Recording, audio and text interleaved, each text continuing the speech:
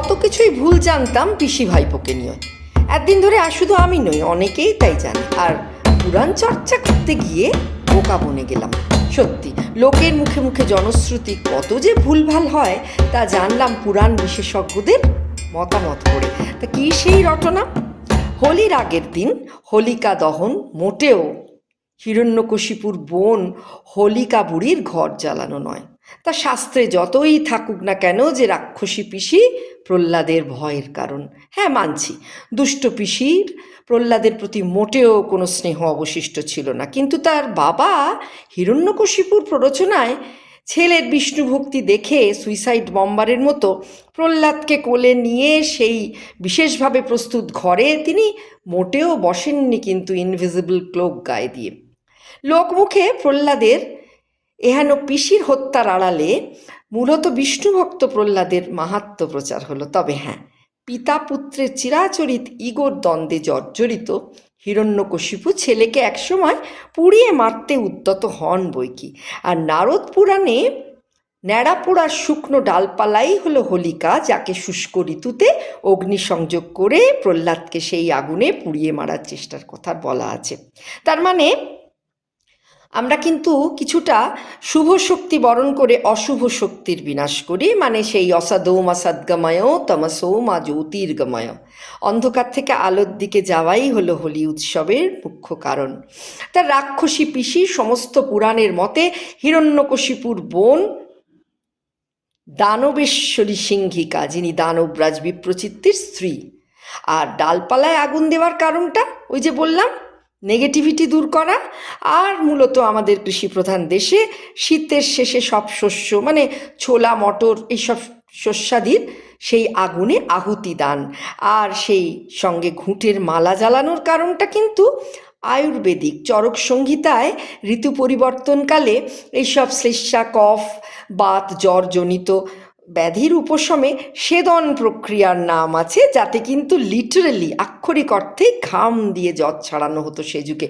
আর ন্যাড়া পোড়া জ্বালানোর পর রোগীকে একটি খাটিয়ায় শুইয়ে ঘামের সঙ্গে শরীরের সমস্ত টক্সিন বেরিয়ে গেলে রোগী সুস্থ হতো। এই চিকিৎসার আর এক নাম হোলাকশেদ। তাই থেকেই হোলিকা এবং হোলি নাম এসেছে। আর নামেই বোঝা যাচ্ছে যে শীতের শেষে গরমের আগমনে ঘুঁটের আগুন জ্বেলে সেই জ্বর ছাড়ানো আসলে সুস্থতা কামনায় আর কৃষি প্রধান দেশের শস্য ফলনের কামনায়। তাই জন্যই বুঝি মন্ত্রোচ্চারণের মাধ্যমে ছোট বাচ্চারা সেই আগুন প্রদক্ষিণ করবে, তেমনই বিশ্বাসে এই হোলিকা দহন। আর হোলিকা তবে বৎসরের আবর্জনা স্বরূপ রাক্ষসীর প্রতীক, নেগেটিভিটির প্রতীক। তাহলে যা জানতেন আপনারা এবং আমি, সবটাই কিন্তু এতদিন ছিল মিথ, মানে কিংবদন্তি। ভালো লাগলে শেয়ার করবেন কিন্তু।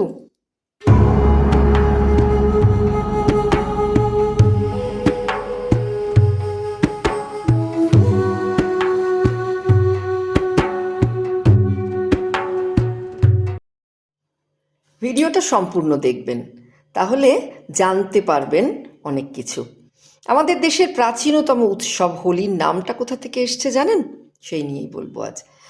দোলযাত্রা না হয় বৈষ্ণবদের নানান যাত্রা, যেমন ঝুলন যাত্রা, রথযাত্রা, চন্দন যাত্রা, এসবের মতোই রাধাকৃষ্ণের দোলা দেওয়া থেকে। তা হোলি শব্দটা এসেছে হোলাকা থেকে। অথর্ববেদে আছে যে এই ফাল্গুনী পূর্ণিমায় হোলাকা উৎসব পালন হতো। আর কৃষ্ণ যজুর্বেদের গৃহ্যসূত্রে এই দোল পূর্ণিমার অধিষ্ঠাত্রী দেবী হলেন হোলাকা, যাকে মূলত বলা হয় পূর্ণিমার রাকা, মানে চাঁদকে। তাই তার উদ্দেশ্যে যাগযজ্ঞ হতো, যেখানে দেবতাদের আহুতি দেওয়ার প্রচলন ছিল। তা হোলাকা শব্দ এলো কোথা থেকে? অভিধানকার মনিয়ার উইলিয়ামসের মতে হোলক শব্দের অর্থ শুকনো ঘাস পাতা আগুনে পোড়ানো। আর কি অদ্ভুত দেখুন, দোলের আগের দিনই কিন্তু ন্যাড়া পোড়া হয়, আর তার মধ্যে শীতকালীন ডাল জাতীয় শস্য পোড়ানোর রীতি। আতপোকা সমিধান্যের কথাও আছে বুঝি শ্লোকে। আর কি অদ্ভুত দেখুন, আমাদের দোলের অন্যতম নৈবেদ্য হলো ফুটকলাই আর মুরগি। শীতশস্য মটর এই সময় পেকে যায়, আর তাকে সংরক্ষণের জন্যই বুঝি চিনির রসে ফুটিয়ে পাক করে রেখে দেওয়া হতো, আর মটর কলাই উচ্চ তাপে ফেটে যায় আর তখনই একটা ফুট করে শব্দ হয়। তাই ফুট কলাই আর মুড়কির প্রধান উপকরণ সমিধানের খই আর নতুন গুড়, তাই আবারও যেন মনে করায় নবান্নেষ্টি বা এই সময়ের নবান্নের মতো ঈশ্বরের প্রতি আর এক ধন্যবাদ জ্ঞাপন। আর শস্য আহুতি দেয়া হতো যে যজ্ঞে, তার নাম হলো হোলাকা। পৌর্ণমাস যজ্ঞে মানে পূর্ণিমার এই যজ্ঞে আহুতি দেবার পোশাকি নাম হলো নবান্নেষ্টি বা নতুন শস্য নিবেদন করে ইষ্টিযোগ, মানে আর এক কামনার ব্রত। ওই যে আগেই বলেছি, সুস্থতার কামনায়, কৃষির শস্য উৎপাদনের কামনায়। আর দোলের ভোগে রঙিন মঠ কেন? কারণ সে যুগে বাংলায় এত মিষ্টির দোকানে নানা রকম মিষ্টি বিক্রি হতো না, আর বাংলার ব্যান্ডেলের দক্ষ ময়রারা পর্তুগিজদের গির্জার আদলে রঙিন চিনির রসে মঠ বানিয়ে তাক লাগিয়েছিলেন সেই সময়, আর তা অতি জনপ্রিয় হয়েছিল। আর সেই ট্র্যাডিশন মানে এই মঠ, ফুটকলাই এবং মুড়কি নৈবেদ্য দান রাধাকৃষ্ণকে বা দোল পূর্ণিমার সত্যনারায়ণের সিন্নিতে, এটা একটা অভিনব রীতি কিন্তু, তাই না? মনে করায় একই সঙ্গে আমাদের কৃষি উৎসব এবং সুস্থতার কামনা। বর্ষ শেষে আবর্জনা জ্বালিয়ে পুড়িয়ে তাতে শস্য নিবেদনের আহুতি। ভালো লাগলে শেয়ার করবেন কিন্তু।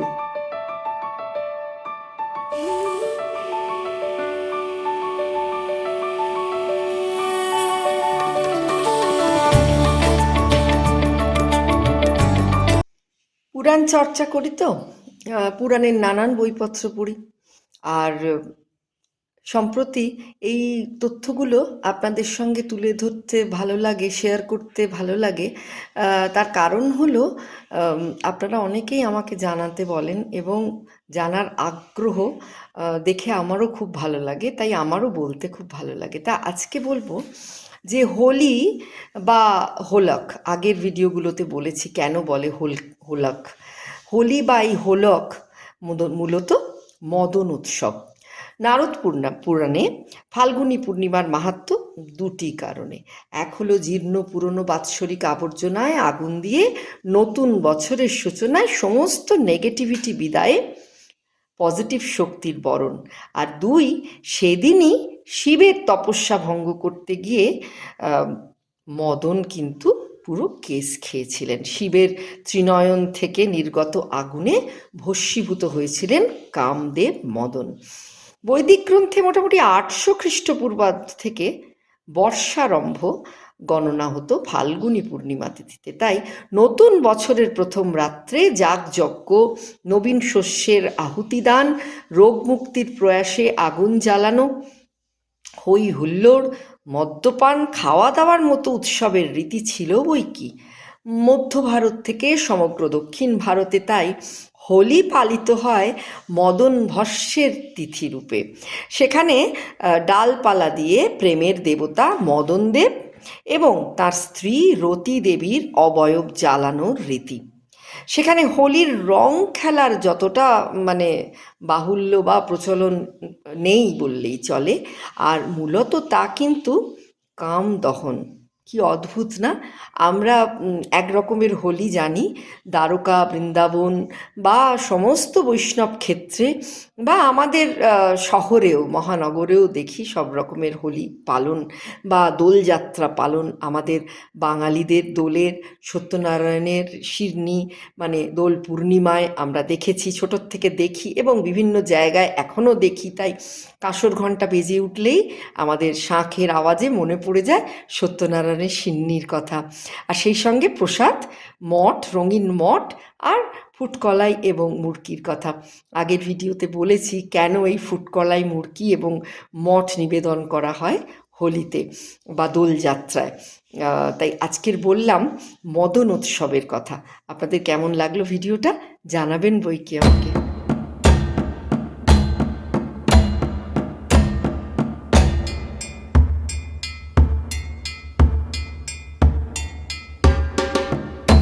আজ বলবো লাটমার হোলি নিয়ে। কৃষ্ণের জন্মস্থান মথুরা আর তার বেড়ে ওঠা বৃন্দাবনের নন্দগ্রামে। রাধার জন্মস্থান বৃন্দাবনের বরসানা গ্রামে। তা বৃষভানু রাজার মেয়ে রাধার সঙ্গে হোলি খেলতে গেছিলেন কৃষ্ণ। মহাধুম আজও হয় সেখানে। হোলির দিন কৃষ্ণ তার সঙ্গী সাথীদের নিয়ে হোলি খেলতে আসবেন রাধার গ্রাম বরসানায়। কৃষ্ণের আগমনে সম্পন্ন হবে বরসান কি হোলি। প্রত্যুত্তরে রাধা তার রঙ্গিনী সঙ্গিনীদের নিয়ে হোলি খেলতে আসবেন নন্দগ্রামে, কৃষ্ণের গায়ে। এখানেও হবে নন্দগাঁও কি হরি। লাঠমার হোলিতে রঙের খেলা, ব্রজমণ্ডলে রং বেরঙের পোশাক পরা একদল নারী পুরুষের মধ্যে। এতে মহিলাদের সম্ভ্রমে এতটুকুও আঘাত লাগে না, বরং তাদের লাঠির পিটুনি থেকে মাথা বাঁচাতে পুরুষরা ব্যস্ত হয়ে পড়ে, পালাবার পথ পায় না। দোলের দিন বরসানায় রাধাকে রং মাখাতে গিয়ে বেশ কয়েকবার ফ্যাসাদে পড়েছিলেন কৃষ্ণ। তাকে চিনতে পেরে নাকাল করেছিলেন রাধার সখীরা। কানুর বরসানায় দোল খেলার কিংবদন্তিকে স্মরণ করেই এই লাঠমার হোলি কতটা পথ জুড়ে আজকের দিনেও হয় জানেন? 84 ক্রোশ ব্রজমণ্ডলের এলাকা জুড়ে হয়। আজও সেটি একটি দেখবার মতো আকর্ষণীয় উৎসব। এই 84 ক্রোশ ব্রজমণ্ডল হল উত্তরপ্রদেশ, রাজস্থান এবং হরিয়ানার অন্তর্গত বিভিন্ন জনপদ। কৃষ্ণ তার শত সখার শনে বর্ষানায় যাবেন, আর তার তোড়জোড় চলে আজও। রাখালিয়াদের হাতে তাদের গরু চড়ানোর পাঁচনিগুলোও যেমন থাকতো, আজও তেমন থাকে। ফাঁক দেওয়া, পিচকারির জল ছেটানো নিয়ে বর্ষানার মেয়েদের সঙ্গে মাঝে মাঝে বচসা বেঁধে উঠবে, আর রাখালদের সভ্যতার মাত্রাও কিছুটা লঙ্ঘিত হবে বইকি। কৃত্রিম কলহ আর গরু তাড়ানোর পাঁচনির প্রতিস্পর্ধায় বর্ষানার মেয়েরাও নিজেদের প্রস্তুত লম্বা বাঁশের লাঠি নিয়ে রেডি থাকে কৃষ্ণের দলের সঙ্গে যুঝতে হবে না। আজও সেই রীতি। কৃষ্ণের সখারা রাস্তায় ফাঁক গোলা লোড়াতে ওড়াতে বরসানায় পৌঁছে রাধার সখীদের নানাভাবে উত্ত্যক্ত করেছিল, আর রাধার সখীরা বাঁশের লাঠি নিয়ে তাড়া করলে সে মার আটকানোর জন্য তুমুল কলহ আজও হয়। এই হলো লাঠমার হোলি। কৃষ্ণ তার সখাদের নিয়ে বরসানায় যেই মাত্র ঢুকতে যাবেন, অমনি গ্রামের লোকজন প্রবল বাধা দেবে কৃষ্ণকে। সেই বাধা তুমুল লাঠালাঠির পর্যায়ে চলে যাবে। তবে কৃষ্ণ তো অত সহজে দমেননি। যেন তেন প্রকারেণ তিনি বৃষভানু নন্দিনীর কাছে গিয়ে হাজির হন। এই হলো অতি জনপ্রিয় আজকেরও লাঠমার হোলি। তাই নয়, শুধু লাঠি দিয়েই নয়, লাট্টু ছুঁড়ে লাট্টু হোলি, ফুল ছুঁড়ে পুষ্প হোলি, কাদা গোলা জল ধারা যন্ত্রে ভরে মাঠ হোলি, সবের রীতি আজও বর্তমান। কেমন লাগলো আপনাদের এই লাঠমার হোলি? জানাবেন কিন্তু অবশ্যই।